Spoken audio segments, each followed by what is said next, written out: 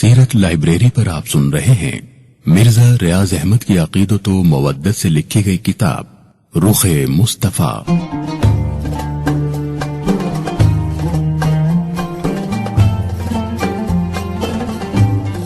رخ مصطفیٰ part 12۔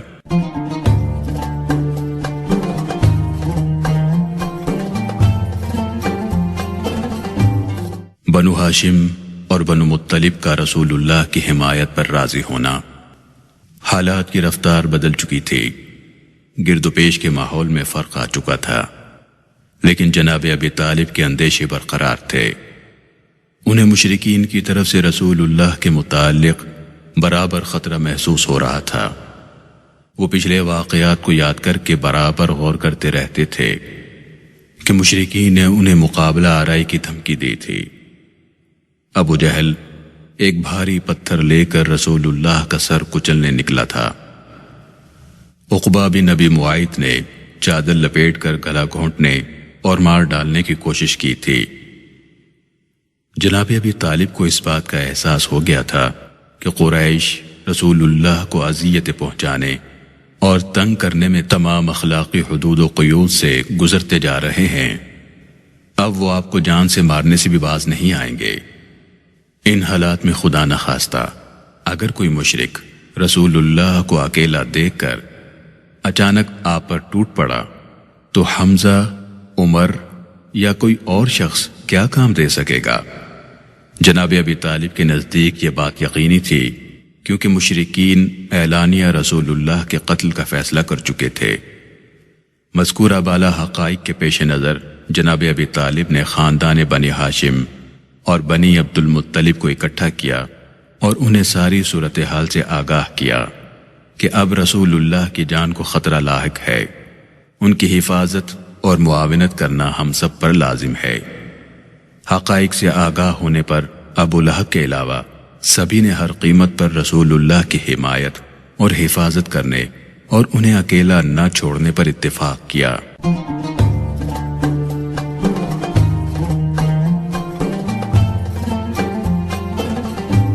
ادھر تمام مشرکین اور پیغام حق کے مخالفین حرم میں موجود تھے۔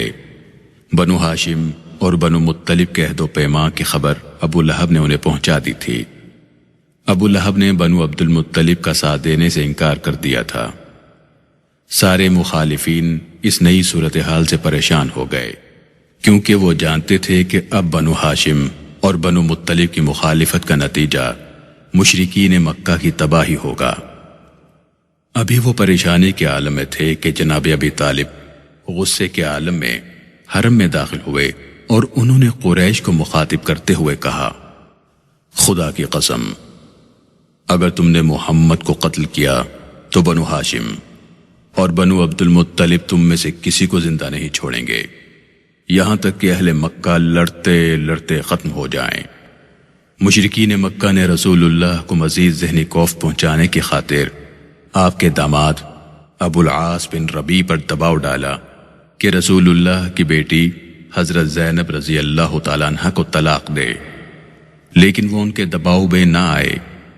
ابو العاص ابھی مسلمان نہیں ہوئے تھے، انہوں نے ایسا کرنے سے انکار کر دیا، باوجود یہ کہ سرداران قریش نے انہیں قریش کی کسی بھی لڑکی سے شادی کی پیشکش کی جسے وہ پسند کریں۔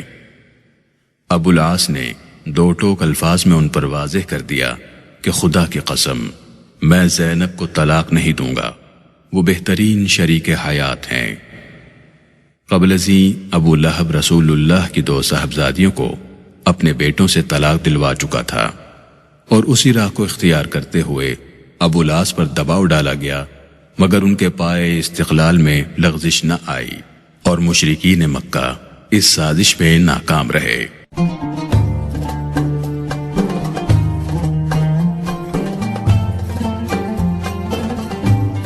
شعب ابی طالب میں محصوری۔ شعب ابی طالب کوہ ابو قبیس کی گھاٹیوں میں سے ایک گھاٹی تھی۔ گھاٹی دو پہاڑوں کے بیچ کے راستے یا درہ کوہ کو کہتے ہیں۔ یہ گھاٹی جناب ابی طالب کو ورثے میں ملی تھی۔ آج کل شعب ابی طالب کو شعب علی یا سوق اللیل کہا جاتا ہے۔ دشمنان اسلام اپنی ساری تدبیروں کے باوجود ناکام و نامراد ہو رہے تھے۔ چند ہفتوں کے اندر مشرکین مکہ کو یکے بعد دیگرے 4 بڑے دھچکے لگے۔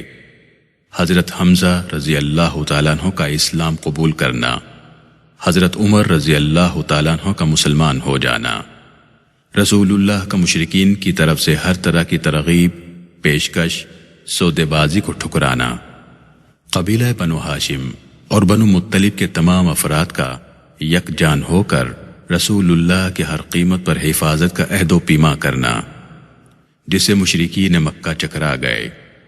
اب انہیں اس امر کا یقین ہو گیا تھا کہ اگر انہوں نے ہادی اسلام کو قتل کرنے کی کوشش کی تو مکے کی وادی ان مشرکین کے خون سے لالہزار ہو جائے گی، اس لیے انہوں نے قتل کرنے کا منصوبہ فی الوقت ترک کر دیا۔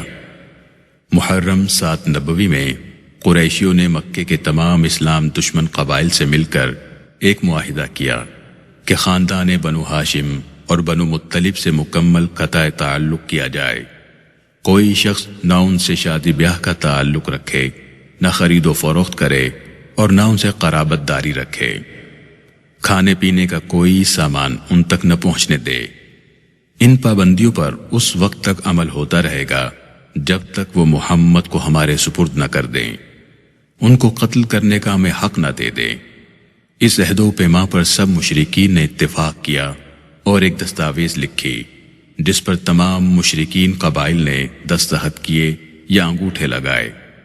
اس معاہدے کو خانہ کعبہ کے اندر دیوار پر لٹکا دیا گیا۔ ایک روایت کے مطابق اس معاہدے کو منصور بن اکرمہ بن عامر نے لکھا تھا۔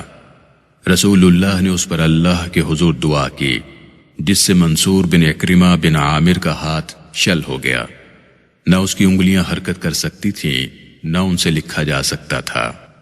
دوسری جانب جناب ابی طالب کی تجویز پر بنو ہاشم اور بنو مطلب دونوں خاندانوں کے تمام افراد بشمول جو ابھی اسلام نہ لائے تھے، ماں سوائے ابو لہب کے جس نے کفار کا ساتھ دیا، سبھی شعب ابی طالب میں آ کر اس عزم کے ساتھ رہنے لگے کہ جب تک ہم میں سے ایک فرد بھی زندہ ہے، ہم کفار کو رسول اللہ پر دست درازی کی اجازت نہیں دیں گے۔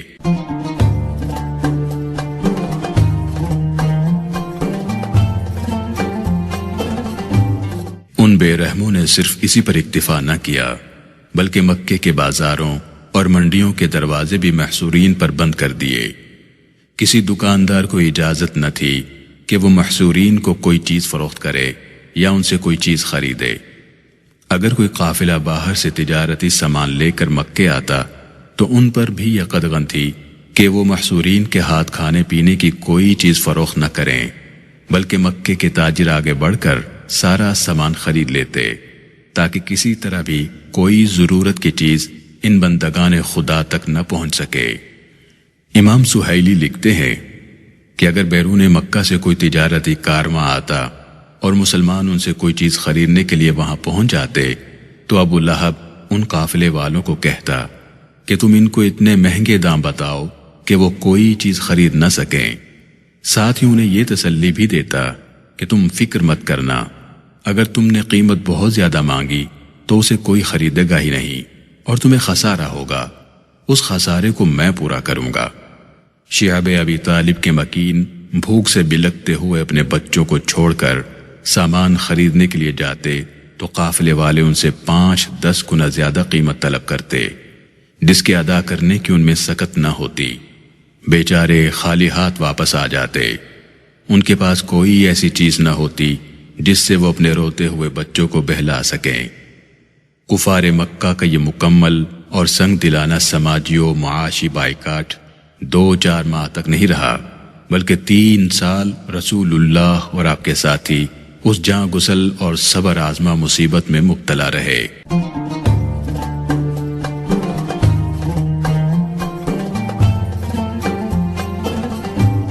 ان بے رحموں نے پہرے دار مقرر کر رکھے تھے کہ کوئی شخص پوشیدہ طور پر بھی ضرورت کی چیز ان تک نہ پہنچا سکے۔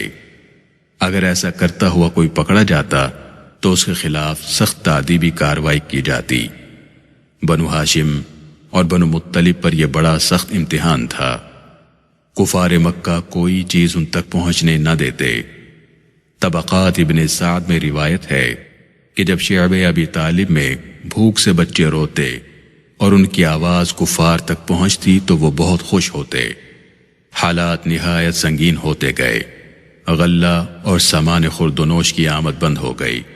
سوکھے چمڑے ابال کر اور آگ پر بھون کر کھائے جانے لگے۔ محصورین کے شکم میں کئی کئی دن تک ایک بوند پانی اور ایک دانہ اناج بھی نہ جاتا۔ اگر کبھی حضرت ابو بکر یا دوسرے غیر ہاشمی جانثار مخفی طریقے سے کوئی چیز شعب ابی طالب میں پہنچا آتے تو اس کی مقدار اتنی قلیل ہوتی کہ چند دن بھی نہ گزرتے۔ ان 3 سالوں کے دوران رسول اللہ شعب ابی طالب سے باہر نکل کر تبلیغ اسلام میں برابر مشغول رہے۔ جب حج کے مہینے آتے تو رسول اللہ شعب ابی طالب سے نکل کر باہر سے آئے ہوئے قبائل کو اللہ کی طرف بلاتے۔ اس دوران بنو ہاشم اور بنو مطلب کے محصورین کو بھی شعب ابی طالب سے باہر آنے کا موقع مل جاتا، مگر حج کے بعد وہ پھر شعب ابی طالب میں بند ہو جاتے۔ جناب ابی طالب کو ہر وقت فکر رہتی کہ کہیں کوئی بدبخت چوری چھپے رسول اللہ کو نقصان نہ پہنچا دے۔ وہ رسول اللہ کا بستر بچھا دیتے، رسول اللہ اس پر آرام فرماتے۔ جب لوگ سو جاتے تو جناب ابی طالب رسول اللہ کو وہاں سے اٹھاتے اور کسی دوسری جگہ جہاں رسول اللہ کے لیے ایک دوسرا بستر بچھایا ہوتا وہاں سلا دیتے۔ رسول اللہ کے پہلے بستر پر اپنے بیٹوں میں سے کسی بیٹے یا اپنے بھائیوں میں سے کسی کو سلا دیتے۔ جناب ابی طالب کو رسول اللہ کے سچے ہونے کا مکمل یقین ہی جاں نثاری کی وجہ تھا۔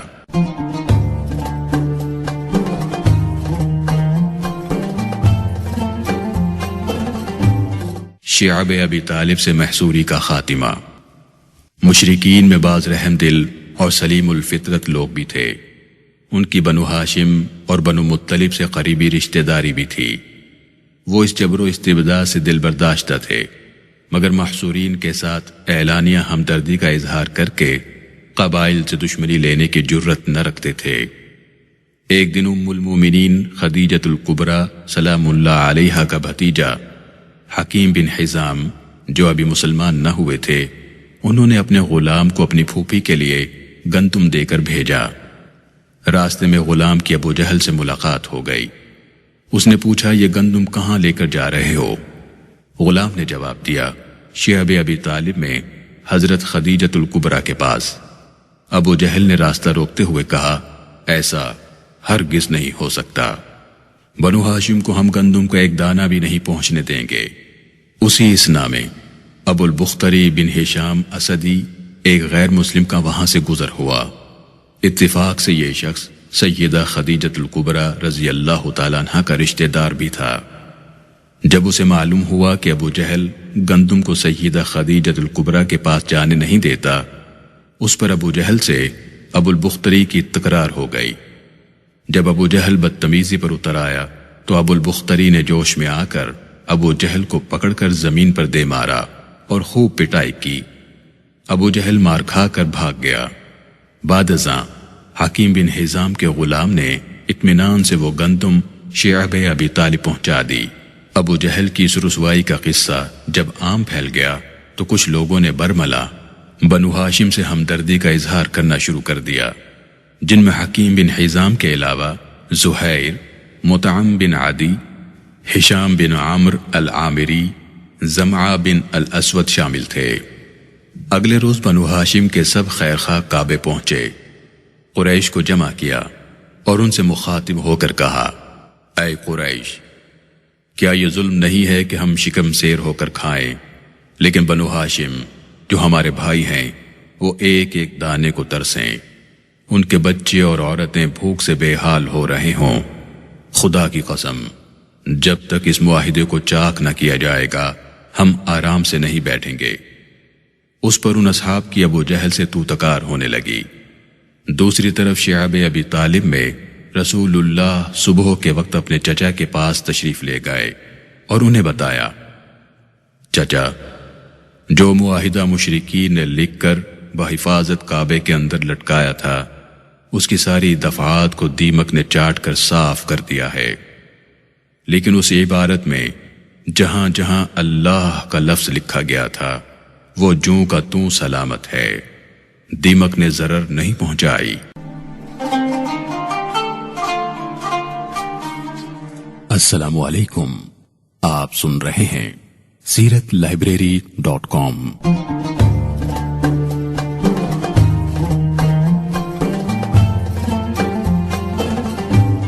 جناب ابی طالب نے تعجب سے پوچھا، کیا آپ کے رب نے آپ کو یہ بات خود بتائی ہے؟ مخبر صادق صلی اللہ علیہ وآلہ وسلم نے فرمایا، ہاں۔ یہ سن کر جناب ابی طالب پکار اٹھے، خدا کی قسم تم نے آج تک کبھی جھوٹ نہیں بولا۔ اسی وقت اٹھے اور کعبے کی سمت روانہ ہو گئے۔ جناب ابی طالب کو رسول اللہ کی سچائی پر مکمل ایمان تھا۔ آپ بڑے اعتماد کے ساتھ بیت اللہ کی طرف روانہ ہوئے۔ جناب ابی طالب کعبہ پہنچے تو ابو جہل اور زہیر وغیرہ کے درمیان اسی معاہدے کے بارے میں جھگڑا ہو رہا تھا۔ جناب ابی طالب نے موجود سب لوگوں کو بتایا کہ میرے بھتیجے محمد نے مجھے بتایا ہے کہ معاہدے کو دیمک چاٹ گئی ہے اور اس میں اللہ کے نام کے سوا کچھ باقی نہیں رہا۔ سلسلہ کلام کو جاری رکھتے ہوئے جناب ابی طالب نے فرمایا، میرا بھتیجا کبھی جھوٹ نہیں بولتا۔ رسول اللہ کی خاطر مشکلات اور مصیبتیں اٹھانے والے کریم چچا، جو بھتیجے کو بھائیوں اور بیٹوں سے زیادہ عزیز رکھتے تھے، اتنی آسانی سے رسول اللہ کی بات مان گئے۔ یہ اطمینان بے وجہ نہیں تھا، دل کی اتھاہ گہرائیاں گواہی دے رہی تھیں۔ جناب ابی طالب نے کہا، اگر یہ جھوٹ نکلے تو میں محمد کو تمہارے حوالے کر دوں گا۔ جناب ابی طالب اس کے بعد اطمینان سے کھڑے رہے۔ جناب ابی طالب کی بات سن کر سبھی لوگ معاہدے کو دیکھنے گئے تو واقعی کیڑوں نے اس کا صفایا کر دیا تھا اور صرف بِاسْمِكَ اللَّهُمَّ کے الفاظ باقی رہ گئے۔ جہاں جہاں اللہ کا نام تھا وہ بچا رہا، باقی ساری تحریر دیمک چاٹ چکی تھی۔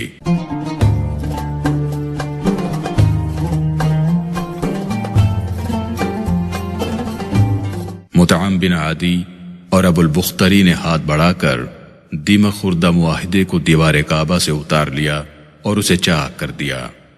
اس کے بعد زمعہ، ابو البختری، زہیر اور مطعم وغیرہ مسلح ہو کر شعب ابی طالب پہنچے اور بے کس محصورین کو وہاں سے نکال لائے۔ اس طرح ان 3 برسوں کی ہولناک محصوری کے بعد صبر و استقامت کے پے کر ان مظلوموں کو شہر میں رہنا نصیب ہوا۔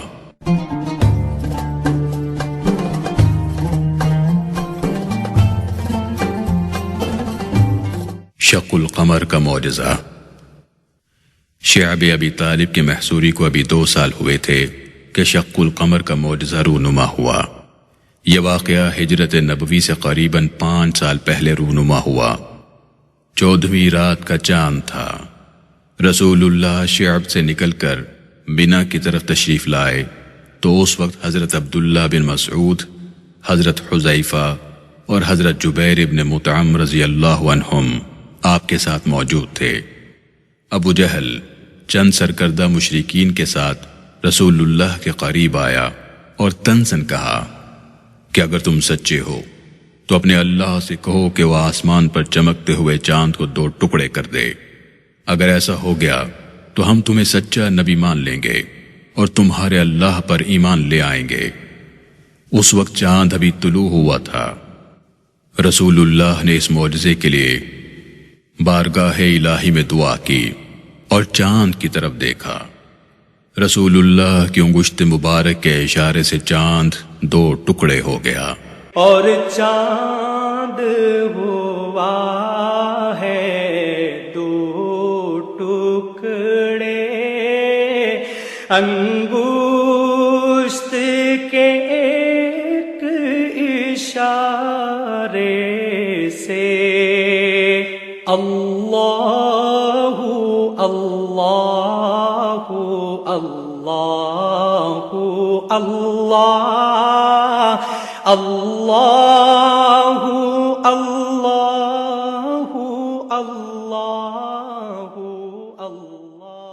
اس کا ایک ٹکڑا سامنے والی پہاڑی کے ایک طرف اور دوسرا ٹکڑا دوسری طرف تیرتا ہوا چلا گیا اور پھر اسی طرح واپس ہو کر ایک دوسرے سے پیوست ہو گیا۔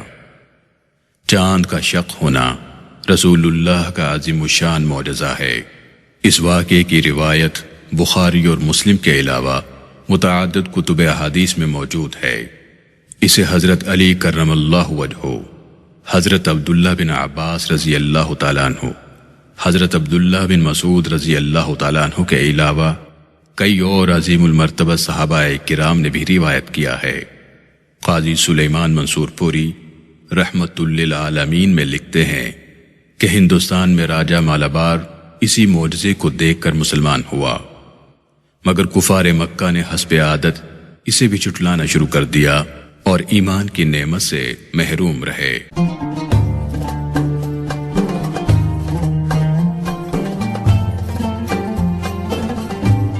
عام الحزن یعنی غم کا سال۔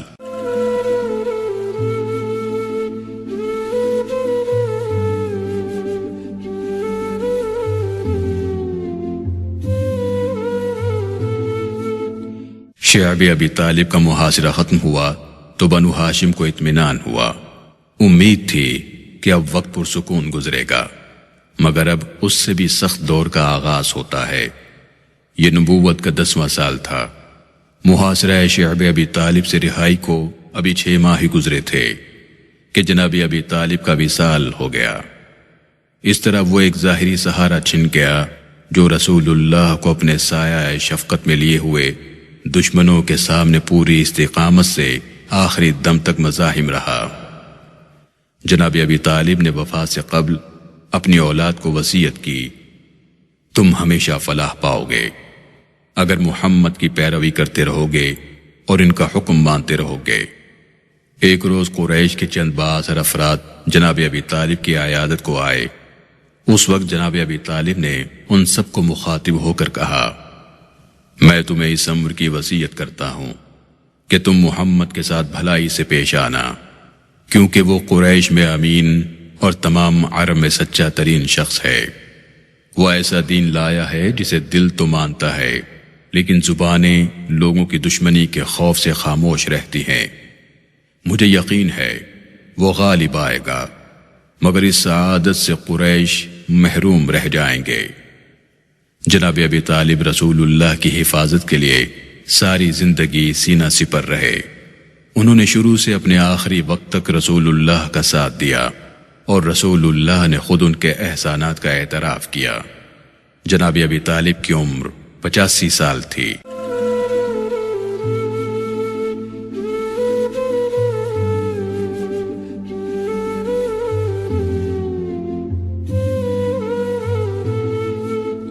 اسی سال رسول اللہ کو حضرت خدیجۃ الکبریٰ رضی اللہ تعالیٰ عنہ کی رحلت کا دوسرا بڑا صدمہ اٹھانا پڑا۔ جناب ابی طالب کی وفات کے 35 روز بعد سیدہ خدیجۃ الکبریٰ سلام اللہ علیہا نے وفات پائی۔ سیدہ کا وصال 10 نبوی میں 65 برس کی عمر میں ہوا۔ رسول اللہ نے سیدہ کو خود قبر میں اتارا۔ سید عالم صلی اللہ علیہ وآلہ وسلم کو سیدہ خدیجۃ الکبریٰ رضی اللہ تعالیٰ عنہ سے دلی محبت اور لگاؤ تھا۔ حضرت خدیجۃ الکبریٰ محض رسول اللہ کی زوجہ ہی نہ تھیں بلکہ السابقون الاولون یعنی سب سے پہلے اسلام لانے والوں میں سے تھیں۔ انہوں نے اعلان نبوت سے قبل بھی غم گساری میں کوئی کسر اٹھا نہ رکھی تھی۔ آپ نے اولین وحی کے نزول سے لے کر تا دم آخر راہ حق میں رسول اللہ کے ساتھ سچی رفاقت کا حق ادا کیا۔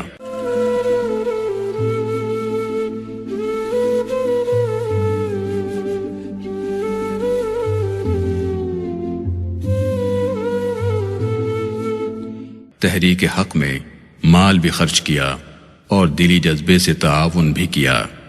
ایک ہی سال میں رسول اللہ کے مونس و غمخوار چچا جناب ابی طالب اور آپ کی غم گسار و مددگار اہلیہ سیدہ خدیجۃ الکبریٰ رضی اللہ تعالیٰ عنہ کا تھوڑے وقفے کے ساتھ یکے بعد دیگرے رحلت فرما جانا رسول اللہ کے لیے بڑے صدمے کا سبب بنا۔ رسول اللہ نے اس سال کو عام الحزن یعنی غم کا سال قرار دیا۔ ایک طرف یکے بعد دیگرے جناب ابی طالب اور سیدہ خدیجۃ الکبریٰ سلام اللہ علیہا کی وفات کے 2 صدمے رسول اللہ کو سہنا پڑے۔ دوسری طرف ان ظاہری سہاروں کے ہٹ جانے کی وجہ سے مخالفتوں کا طوفان اٹھ کھڑا ہوا، مگر مشیت عزتی کا تقاضا یہی تھا کہ سچائی اپنی حفاظت آپ کرے۔ اب قریش انتہائی ذلیل حرکتوں پر اتر آئے۔ راستہ چلتے ہوئے رسول اللہ پر کوڑا کرکٹ پھینک دیا جاتا، دشنام ترازی کی جاتی اور رسول اللہ کے نورانی چہرے پر خاک پھینکی جاتی۔ آپ ہجوم غم اور کفار کی زیادتیوں سے دل برداشتہ ہونے والے نہ تھے۔ رسول اللہ نے رشد و ہدایت کا کام جاری رکھا اور کفار کی طرف سے دی جانے والی تکالیف و اذیتوں کو خندہ پیشانی اور صبر و استقلال سے برداشت کیا۔ مصائب و آلام کے طوفان رسول اللہ کو ہراساں نہیں کر سکتے تھے۔ آپ صلی اللہ علیہ وآلہ وسلم کو اپنے رب کی مدد پر بھروسہ تھا کہ حالات کی سنگینی سے قطعاً خوف زدہ نہ ہوئے۔